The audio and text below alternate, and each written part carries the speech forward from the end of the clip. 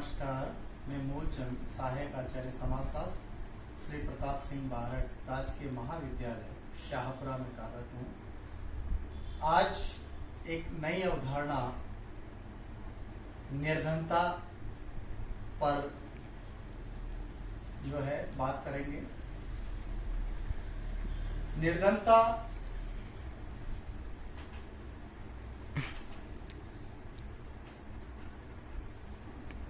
भारतीय समाज में कई समस्याएं हैं। जनसंख्या वृद्धि, बेरोजगारी, दहेज, वृद्धावस्था की समस्या, अंतरपीढ़ी और अंतरपीढ़ी की समस्या तथा इन समस्याओं के अतिरिक्त अपराध, बाल अपराध, श्वेत पोस्ट अपराध की समस्या भी रही है। आज की जो कंसेप्ट है वह निर्धनता की है, जो सामाजिक और आर्थिक अवधारणा भी है। कई अर्थशास्त्रियों और समाजशास्त्रियों का ध्यान इस अवधारणा की तरफ आकर्षित हुआ है। इस अवधारणा की दृष्टि से कुछ महत्वपूर्ण विद्वान निम्नानुसार है। अगर हम बात करें तो सबसे पहले गिलिन एंड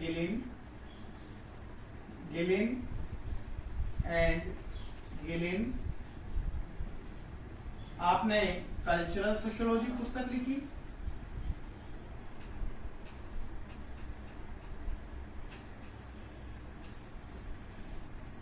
दूसरी अगर विद्वान की बात करें तो डब्ल्यू वेलेस वीवर आपने सोशल प्रॉब्लम्स पुस्तक लिखी।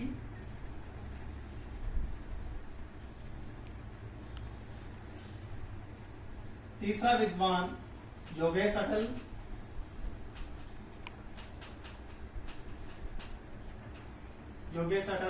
आपने role of values and institution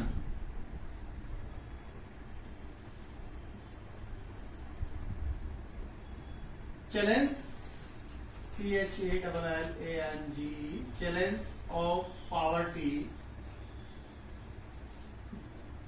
in India में आपने अपने विचार व्यक्त किए।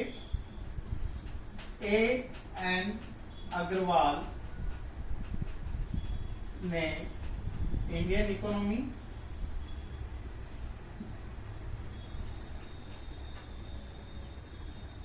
में अपने विचार व्यक्त किए और Gunnar मिर्डले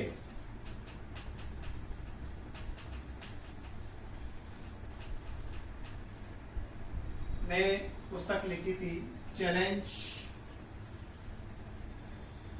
of poverty in world.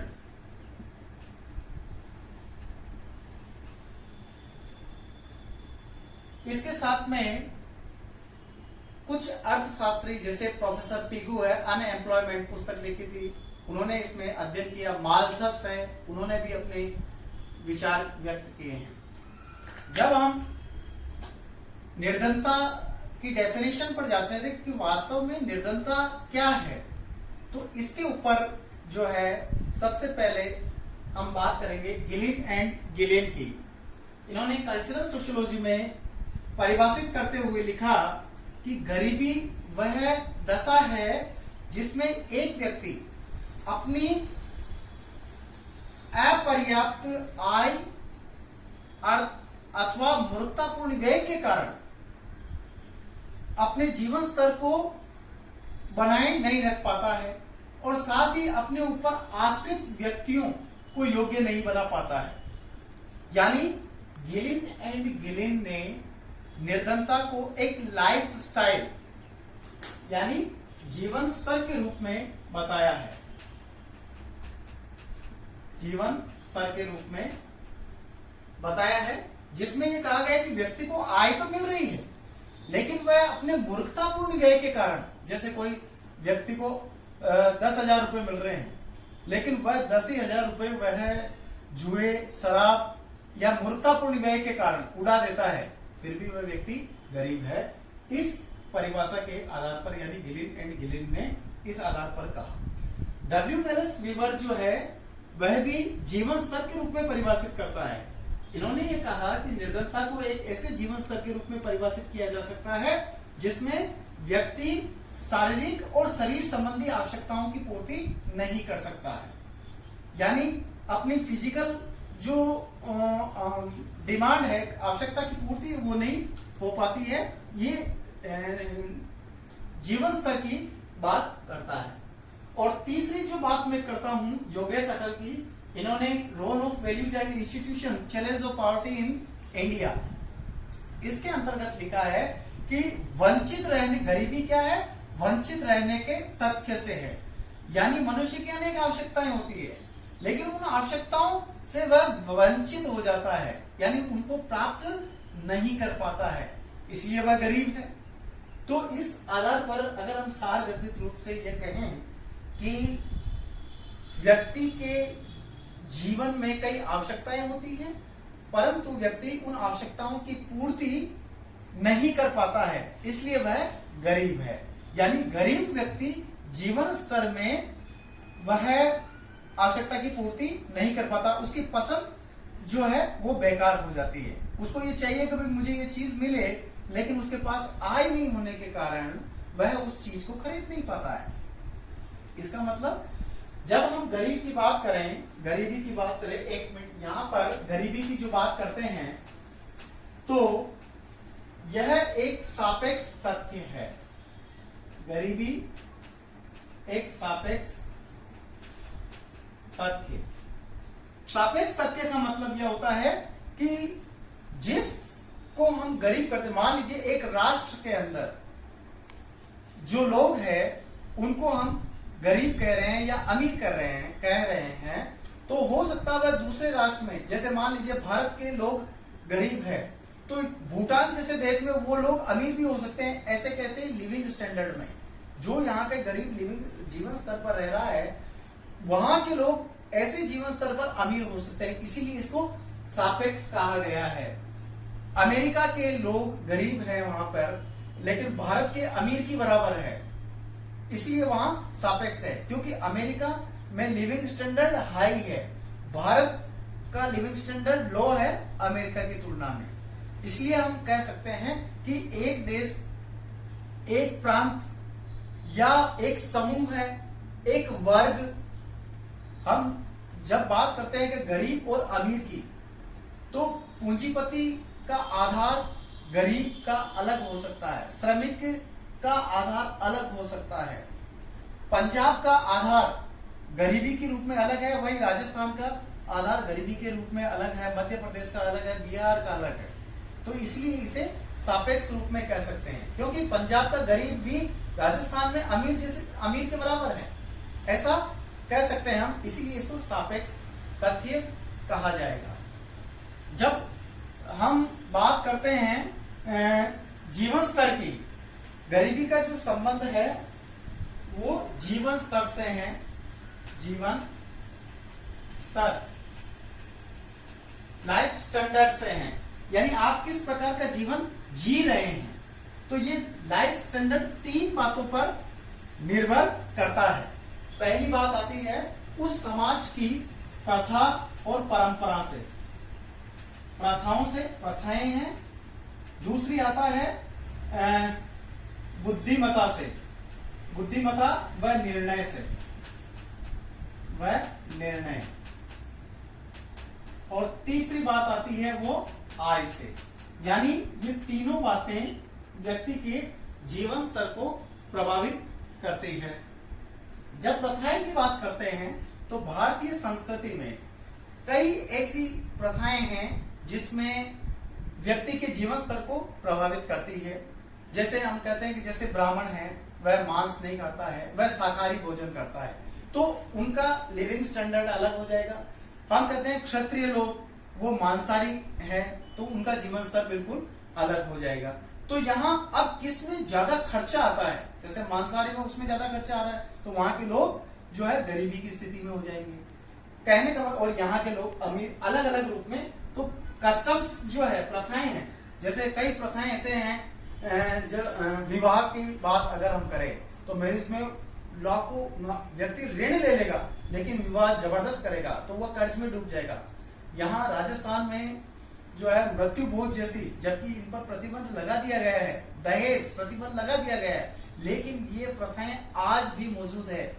कई घरों में तो ये देखा गया है कि व्यक्ति के जब कहीं मौत हो जाती है, मैंने कई घरों के अंदर, जैसे राजस्थान के अंदर माली समाज में है, तेली समाज में है, यहाँ 12 दिन के अंदर हिंदू समाज में जो है वो माली और इन तेली समाज के अंदर 12 दिनों के अंदर कितनी ही शक्कर की बोरियां खा जाते हैं, चाय के अंदर चाय पी जाते हैं इतनी, और चाहे व्यक्ति के पास हो ना, वो लोन ले लेगा लेकिन वो मृत्यु भोज बड़े शान और शौकत से करेगा।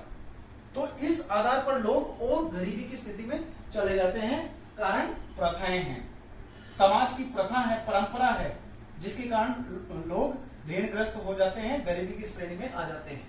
दूसरा जो जीवन स्तर को प्रभावित करता है वो बुद्धिमत्ता व निर्णय भी है, क्योंकि प्रथा ही व्यक्ति को उचित और अनुचित होता है। तो बुद्धिमत्ता और निर्णय, यानी एक व्यक्ति अपनी बुद्धिमत्ता के कारण जो है अपनी आय को ठीक कर सकता है, और यदि बुद्धिमत्ता नहीं सही नहीं है, निर्णय सही नहीं किया, तो वो मूर्खतापूर्ण व्यय करने के कारण निम्न श्रेणी में यानी गरीबी की श्रेणी में आएगा। जैसे एक डॉक्टर प्रैक्टिस खूब करता है वह, और वह कार मेंटेन कर रहा है, लेकिन एक आम जो डॉक्टर है, एक साधारण डॉक्टर है, वो प्रैक्टिस नहीं करता है, तो उसके लिए स्कूटर से भी काम चल जाएगा।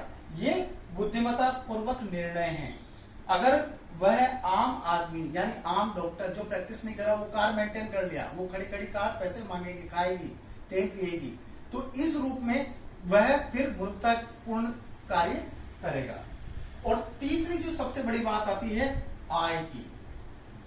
आय के अंतर्गत जो है इनकम देखी जाती है कि किस प्रकार से व्यक्ति की जीवन स्तर को आय, जैसे पूंजीपति का जो जीवन स्तर है वो श्रमिकों की तुलना में अलग होगा, लाइफ स्टैंडर्ड, और पूंजीपति का जो गरीब है वो श्रमिक वर्ग का अमीर की से भी ज्यादा हो सकता है। ये लिविंग स्टैंडर्ड अलग अलग, क्योंकि यहाँ पर औद्योगिक समाजों के अंदर पूंजीपति और श्रमिक वर्गों का हमें देखने को मिल सकता है। तो इस प्रकार हम इन तीन बातों में व्यक्ति के जीवन स्तर को निर्धनता के रूप में देख सकते हैं। इतनी सब बातें होने के बाद फिर हम कह सकते हैं कि आखिरकार निर्धनता के कारण क्या है, किन कारणों से गरीबी पैदा होती है। तो अगर हम बात करें तो सबसे पहले निर्धनता के कारण की बात करें, कॉजेस ऑफ पॉवर्टी, निर्धनता के कारण। पहला अगर कारण हमें नजर आता है तो वो होता है वैयक्तिक कारण। वैयक्तिक का मतलब होता है व्यक्तिगत कारण। हमारे यहाँ एक कहावत प्रचलित है कि एक व्यक्ति इसलिए गरीब है क्योंकि वह गरीब है। दूसरी बात हम ये कहते हैं कि व्यक्ति स्वयं गरीबी के लिए उत्तरदायी है, यानी वो खुद ही गरीबी के लिए उत्तरदायी है, उसमें कोई भावना लालसा नहीं है, उसमें कार्य करने की क्षमता यानी वो हतोत्साहित हो गया है। ये व्यक्तिगत कारण, वैयक्तिक कारण जो है इंडिविजुअल फैक्टर है। अब इस इंडिविजुअल फैक्टर में हम क्या बात कर सकते हैं, जैसे मान लीजिए कोई बीमार है तो बीमारी के अंदर उसके पैसे लग जाएंगे, वो दीर्घकालिक बीमारी है या लघुकालिक, दीर्घकालिक है तो वो और गरीबी की श्रेणी में चला जाएगा क्योंकि उसके सारे पैसे के इलाज कराने में चले जाएंगे। और दूसरी बात अगर हम कहें वैयक्तिक कारणों के अंदर तो एक्सीडेंट हो जाता है तो अब वो काम करने के लायक नहीं रहता है, इसलिए भी वो गरीब हो जाता है। अब वो काम नहीं कर पा रहा है, उसका शरीर काम नहीं दे रहा है, इसलिए भी गरीब है की श्रेणी में आ जाता है। तो इंडिविजुअलिटी कारण में अब जुआ खेल रहा है और अनैतिक कार्यों में लगा हुआ है। अनैतिक कार्यों में लगा होने का मतलब है कि वह उसकी जो चाल चलन है वो खराब हो चुका है। तो ऐसी स्थिति में भी वह गरीब है क्योंकि ये इंडिविजुअल फैक्टर है, इसको हम मान सकते हैं। दूसरा जो फैक्टर है, कारण है, वो है भौतिक पर्यावरण,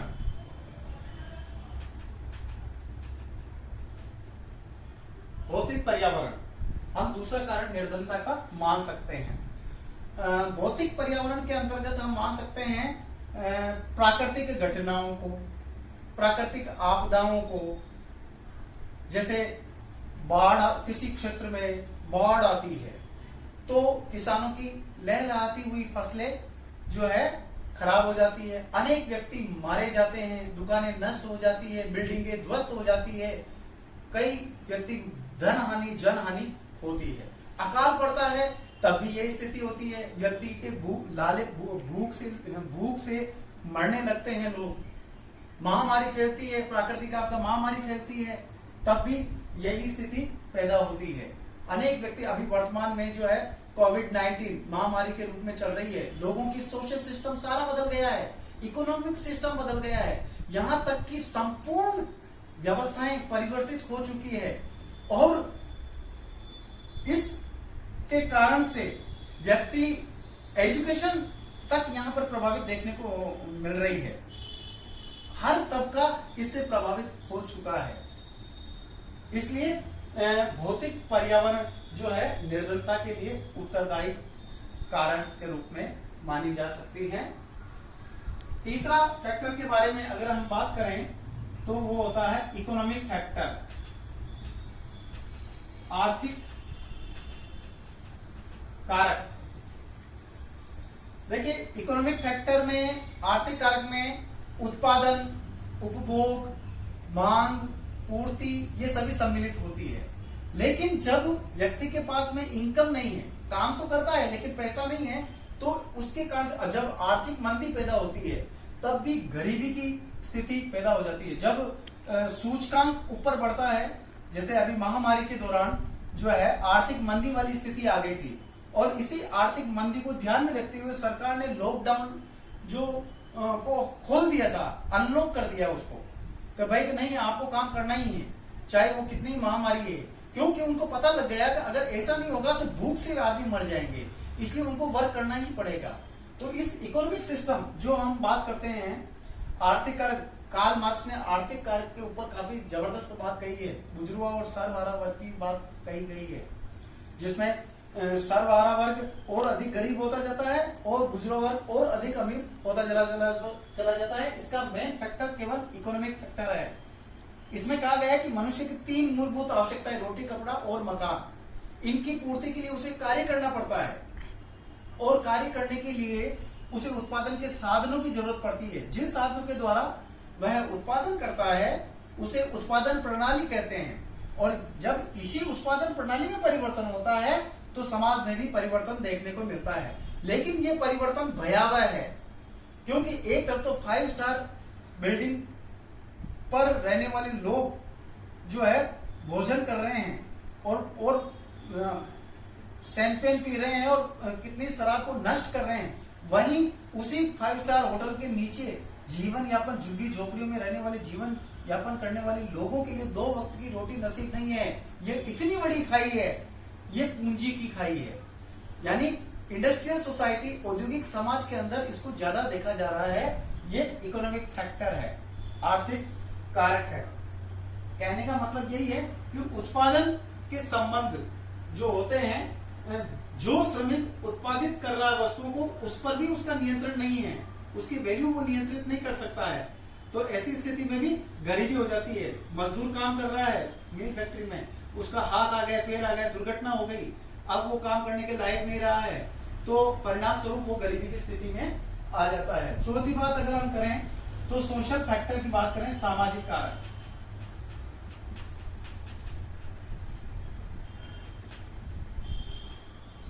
सामाजिक कारक में हम जॉइंट फैमिली की बात कर सकते हैं।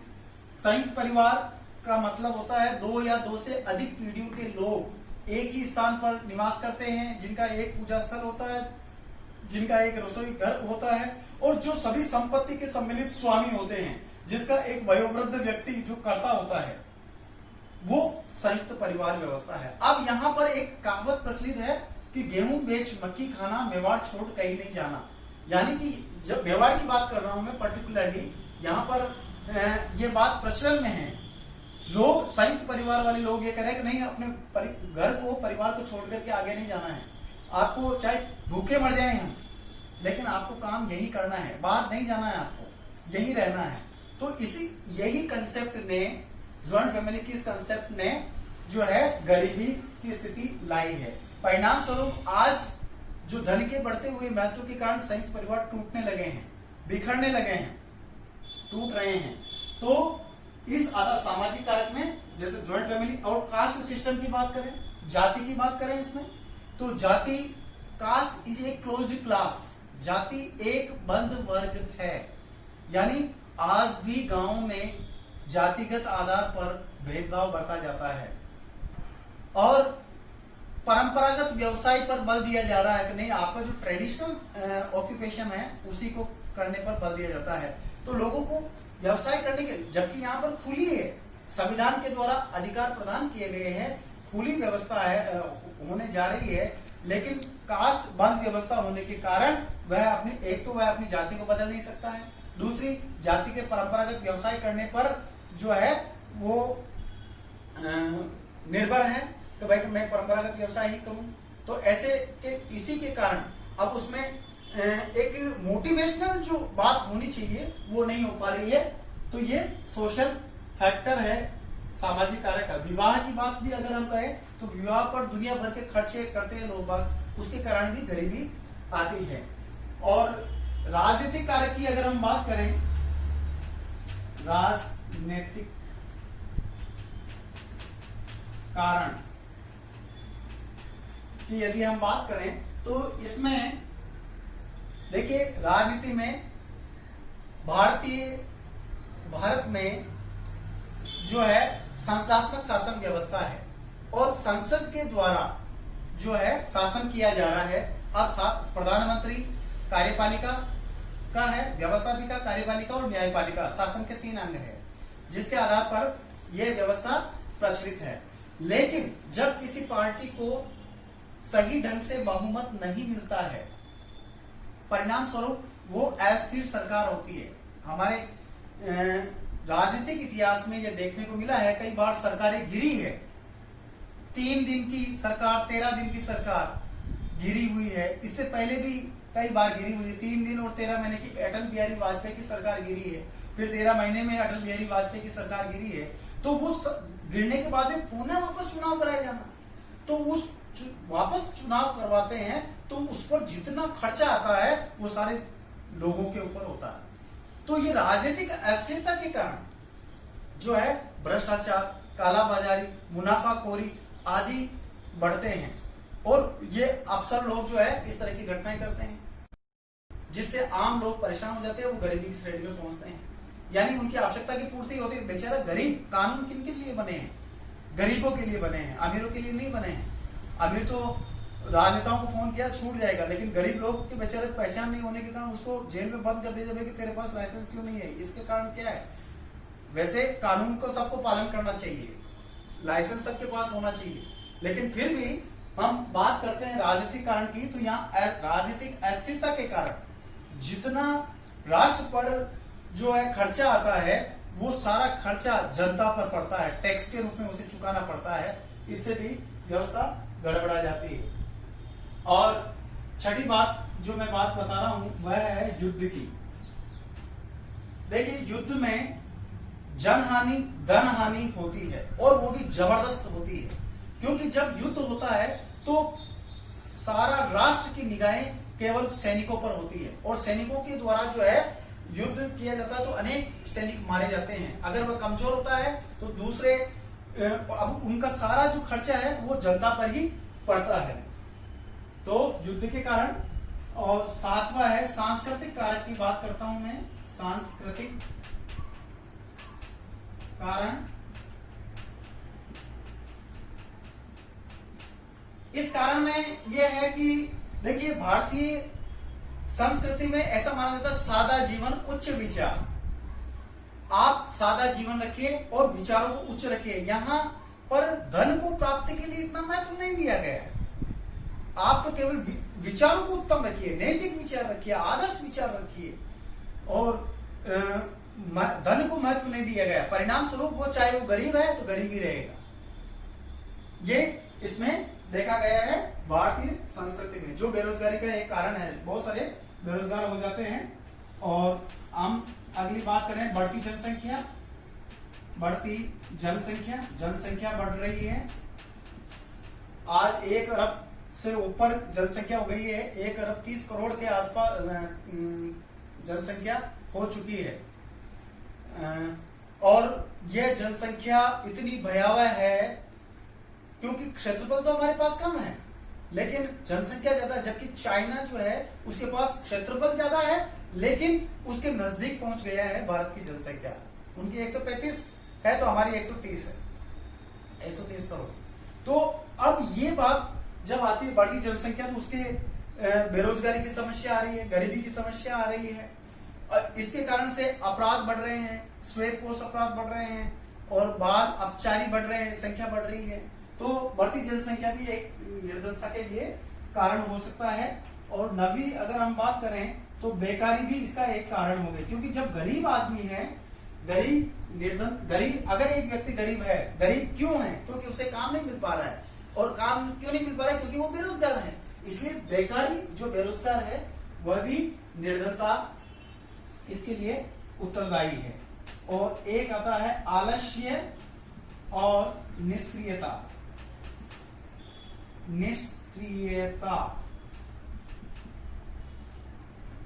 यहां के लोग काफी आलस्य और निष्क्रिय हैं। ये देखा है, मैंने खुद ने भी अनुभव किया है। अगर हम किसी गांव की तरफ जाते हैं तो वहां पर यह स्थिति नजर आती है कि लोग काम करने के बजाय कितनी बीड़ियां फूंक देंगे चारपाई पर बैठे बैठे और उनको कहेंगे भाई खेती कर ले। नहीं, सब काम, मैं खेती क्या करूंगा, हम तो मजदूरी करने लग जाएंगे या बैठे रह जाएंगे लेकिन खेती नहीं करेंगे। आलस्य और निष्क्रियता की भावना है उनमें। गुन्नार मिडले का एक स्टेटमेंट याद आता है। उन्होंने गुन्नार मिडले, जिसमें लिखा है विश्व निर्धनता को चुनौती, मतलब विश्व निर्धनता को चुनौती, एक पुस्तक लिखी, challenge of poverty in world, ये पुस्तक लिखी थी, जिसमें उसने कहा कि यदि आप किसी शहर में हो और गर्मी की छुट्टियां बिताने के लिए आप गांव की तरफ जाते हैं, तो गांव की तरफ जो आप जाते हो तो वहां और दूर इलाके में चले जाते हो तो ये स्थिति आलस्य और निष्क्रियता की स्थिति होगी वहां पर लोगों की। और वहां कोई भाव नहीं है, वहां जानवरों की बदतर हालात है। यानी जानवरों के लिए भी कोई स्वस्थ पशु नजर नहीं आएंगे, बहुत बुरी हालत नजर आएगी आपको वहां पे। ये गुन्नार मिडले ने कहा है। यानी कि वहां और ज्यादा गरीबी है, वहां इनकम के सोर्स नहीं है, केवल प्रथाओं के आधार पर, परंपराओं के आधार पर चल रहे हैं। अगली जो बिंदु की बात मैं करूं, सॉफ्ट स्टेट, बहुत महत्वपूर्ण है। नरम राज्य। नरम राज्य का मतलब है विकासशील देश को गुन्नार मिडले ने नरम राज्य की श्रेणी में लाकर खड़ा किया है कि ये नरम राज्य है जिसमें कानून का सही ढंग से पालन नहीं हो रहा है, अधिकारियों द्वारा सही ढंग से पालन नहीं हो रहा है, घूसखोरी, भ्रष्टाचारी ज्यादा फैल रही है। इन चीजों पर इंगित करते हुए गुन्नार मिडले ने नरम राज्य को निर्धनता के लिए उत्तरदायी माना है, सॉफ्ट स्टेट इसको माना। और लास्ट में जो है अंतिम बात मैं कहूंगा, औद्योगिकरण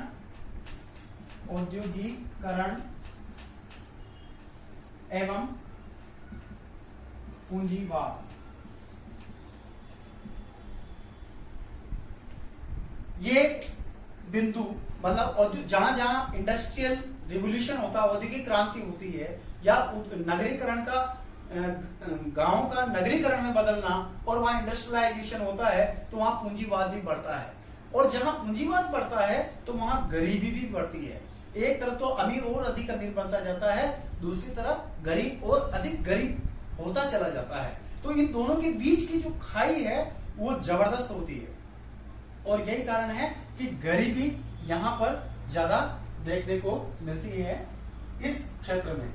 तो ये निर्धनता के कुछ कारण हैं और इसके परिणाम भी सामने आते हैं। जैसे निर्धनता के परिणाम यह है कि बेरोजगार होना या स्वास्थ्य संबंधी समस्याएं इस तरह की बहुत सारी बातें आ सकती है। बस आज तक इतना ही, धन्यवाद।